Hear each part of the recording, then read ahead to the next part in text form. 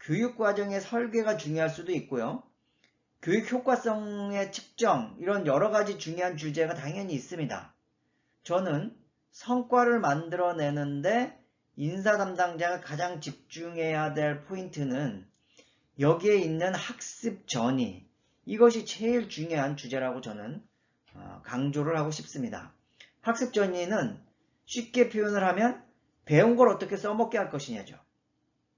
배운 걸 어떻게 업무에 활용하게 할 것이냐, 이 주제가 저는 제일 중요한 포인트라고 강조하고, 그 개인들은 왜 그런 성과의 차이들이 있는가 봤더니 그 부서 내에 있는 ABCD 직원들 사이에서도 성과 차이가 분명히 존재하고 있더라 라는 이유인 거죠. 개인별로 역량 수준의 차이가 있더라 라는 것이 확인이 되는 것이고, 그러면 그 역량 수준을 어떻게 관리할 수 있느냐, 역량은 드러난 것이기 때문에 관찰이나 관리가 가능하니까 이것은 우리가 어떻게 할 수 있는 행동이 아닌 것이냐라는 것이고, 그러면 그 행동이기 때문에 실제로는 일 잘하는 사람의 그 행동을 평균적인 직원들한테도 모방하도록 하면 되지 않겠느냐라는 메커니즘이 있는 것이고, 그럴 때 우리가 이 분석 단계에서 좀 조심해야 될 이슈가 하나가 있습니다. 이건 여러분들이 좀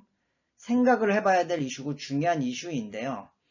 예를 들면 이 문제의 원인과 해결 방안들을 인터뷰를 하고 뭐 여러 가지 설문 방식을 쓰고 이렇게 도출을 한번 하다 보니까, 지금 교육 과정을 설계하는 내용이기 때문에, 교육 내용을 설계하는 거기 때문에 교육으로 어떻게 풀어낼 것이냐라는 교육의 주제를 가지고 지금 우리는 찾아내고 있는 것인데, 실제로 인터뷰를 해봤더니 교육의 주제가 아니고 이게 제도 설계의 주제일 수도 있다라는 겁니다.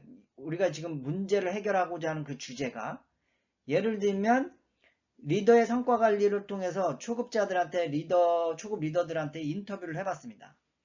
그랬더니 우리가 성과 관리를 하는데 MBO를 통해서 성과 관리를 한다. 그래서 그 KPI를 가지고 운영을 하는데 직원들이 KPI에 대한 이해도가 너무 낮은 상태다. 그래서 실제로 형식적으로 운영이 되고 목표도 충분한 목표가 잡히는 게 아니고 그냥 낮은 수준의 목표가 잡혀서 운영되기도 하고, 어쨌든 제도 차원에서 수정이 이루어져야 된다, 이런 이슈들을 막 제기하고 있는 거죠. 그렇다 그러면 문제의 원인은 교육으로 풀어내기 전에 이 MBO에 해당되는 이 제도를 어떻게 해결할 거냐, BSC든 MBO든 KPI에 대한 이슈를 어떻게 해결할 것이냐, 이게 먼저라는 거죠. 그런데 만약에 이것을 먼저로 다뤄야 되는데 교육 내용으로만 먼저 다루고 있다, 이건 한번 여러분들이 고민을 해봐야 된다는 겁니다. 아무리 인식을 많이 한다 하더라도 이미 제도가 잘못됐다 그러면 제도를 먼저 수정하는 게 선행 과제인 것이죠. 그렇기 때문에 이렇게 여러분들이 큰 틀 안에서 무엇이 먼저 해결되어야 될 것인지의 관점을 먼저 여러분들이 찾아내는 게 될 것이다. 그런데 그것은 결국에는 상사가 그러한 서포트를 얼마나 열심히 해주느냐에 따라서도 그런 열정이 또 높아지느냐 마느냐를 또 결정짓는 요인이기도 하거든요. 그러니까 상사의 지원이 동기를 일으켜서 결국에는 학습전에 영향을 미친다, 이런 원인과 결과의 관점이 있을 수도 있는 것이죠. 또 마찬가지로 효능감이 높으면 열정이 높고 그게 전이에 영향을 미친다, 이렇게 관계도 우리가 얘기할 수도 있고요. 또 다른 관계는 이렇게 예시를 들 수도 있겠죠. 상사가 그런 열정이나 지원이 높으면 전반적으로 조직의 그러니까 전이 분위기가 높아지고, 특히나 이 상사가 임원이면 더 좋겠죠.